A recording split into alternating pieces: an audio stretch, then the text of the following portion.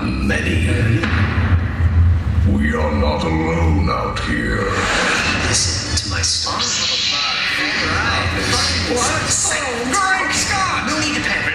Captain Vomit checks. If you were with Spider-Man.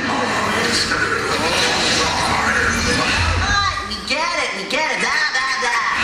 Get ready for an adventure unlike any you've ever seen What is that? or heard. My delicate ears can't take it no more! Prepare yourself for laughter, tears, and moments of neither. Get set for the voice who end all voices. The master of mouth, the king of characterization, prince of pronunciation, the infinite impersonator, the architect of audible, the noun of nouns, the one, the only. Is anybody buying this yet? Ladies and gentlemen, the man of the band. Please help me welcome to the stage every voice you've heard and will hear, including this one, is Arnold.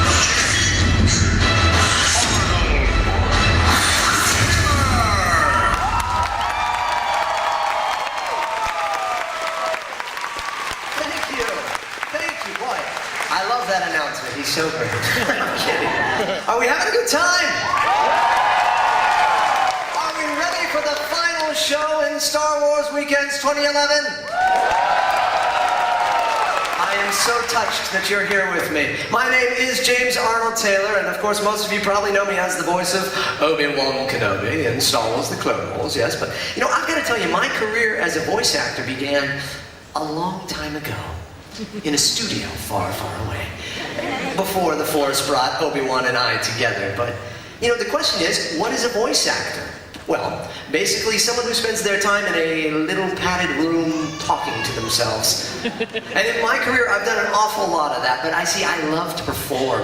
And at times, I've had to overcome a lot of things to do it. But I believe that your dreams are always worth pursuing, and I hope to encourage you to pursue your dreams tonight by sharing a little about mine. And since it is Star Wars Weekends, I thought I should get some help from my alter ego, yeah? So, help me, Obi-Wan Kenobi. You're my only hope. Yes, James, I'm here. Well, I see you have some friends. Welcome, everyone, to Star Wars Weekends. I shall be checking in throughout the show to see how you're doing things, so do be mindful. Oh, of the Force? No, of the time. Move along. Move along. Move along. Move. He always gets me that way. Well, okay, so for me, it was always about voices and sounds and pretending to be different people in different places at different times as a kid. It was the theater of the mind, and it was my escape from the troubles that surrounded me. And you know where I first learned about voices was tapes of old radio plays. These were the best. I would listen to them over and over again. I'd study them. Let me put it this way. The 1930s to 1950s were known as the golden age of radio. Radio was the formula for all entertainment today. Before you could watch television, you had to listen to radio. Good evening, ladies and gentlemen. WJAT Radio brings you all the entertainment that's fit to voice. Yes, radio is comedy. Yeah, who's on first, what's on second, and who's on third? So who's playing first? Yes. I mean the fella's name. Who? The fella playing first base. Who is on first? Well, what are you asking me for? Say the word with $100. Well, now, really? Good night, Mrs. Calabash, wherever you are. Drama. I love you, Margot. I love you, John, but... There's someone else, isn't there? No! No? Then why don't you tell me who this is? Hello, Margot. Sports. The Chandler's beginning in bad shape. The Chandler's got on the ropes. He's getting to the left, and the right, and the left, and the right, and still another left, and another right. Music, baby, how sweet can be. Like sugar from a candy tree. Honey kisses from the vine. News. Dateline Europe, 1945. The German high command surrendered their forces to the Allies. Hitler's minions have given up the fight. And suspense. I'm telling you, whatever you do, do not open that door. But I must see. I must. Hello, Margot. Yes, the world of entertainment at your fingertips through the miracle of radio.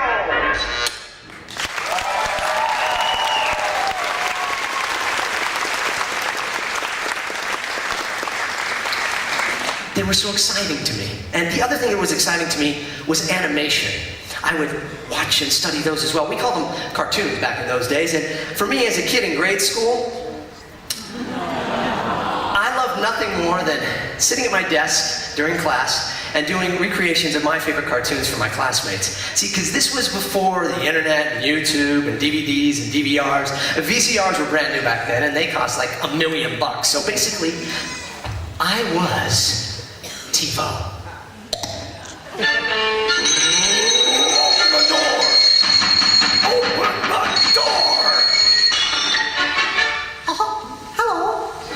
You ain't paid the rent yet, mouse. Oh, cheers, Chef. Oh, yeah. Right, Goofy?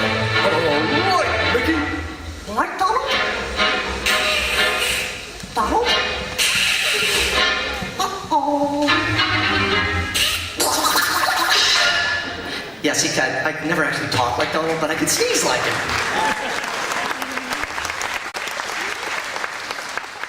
As a teenager, I was still recreating scenes, but now for my favorite movies. Too bad the Jovinos don't know you the way I do. They're like, yeah, it's too bad.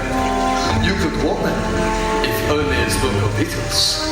Hakana Matusu, Hamata!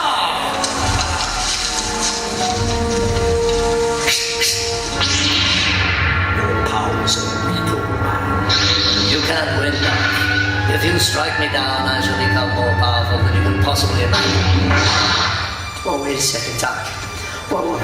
You telling me you built a time machine? A DeLorean? The way I see it, if you're gonna build a time machine into a car, why not learn some style? Besides, the stainless steel construction made the flux dispersal. Look out!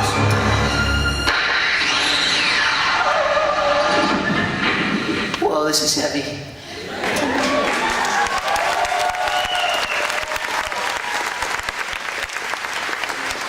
So I had all this going on in my head and I wanted to do something with it, so I took it all to the stage. At the age of 16, I wrote an act and I became a stand-up comic. At 17, I got a job at a radio station sweeping up. The pay was consistent. There wasn't any. That is until one night when the overnight DJ didn't show up and they asked me to fill in for him. See, for months I'd been watching the DJs and studying how they worked the equipment and the knobs and the microphones and all that. And I would go into the production rooms at night and do my own fake shows and commercials. So the boss knew this, decided to give me a shot at it. It was like out of a movie. From there, I was on my way. At the age of 21, I moved to Hollywood and syndicated radio, where I wrote, voiced, and produced thousands of comedy bits for radio stations all over the country. It was fantastic. I was making a living with my voice. It was great. I loved radio, but see, I knew that what I really wanted to do was be a voice actor. So I put a demo together, and after a few years of persistence, I got an agent. You know, some of my first voiceover work is playing right here at Disney's Animal Kingdom ride, Dinosaur. Some of my first big animation work was for Disney as well, voice doubling Michael J. Fox for Atlantis: The Lost Empire. I even got to take over for Michael in the sequel, Milo's Return, which is now available on Disney DVD. But you know, it wasn't all overnight for me, and it isn't for most voice actors. We go through a lot of struggling, a lot of practicing, and a lot of auditioning. Auditions are where most voice actors spend most of their time, and you have to be able to give them whatever they're looking for, no matter what they throw at you, and you really have to be ready for just about anything.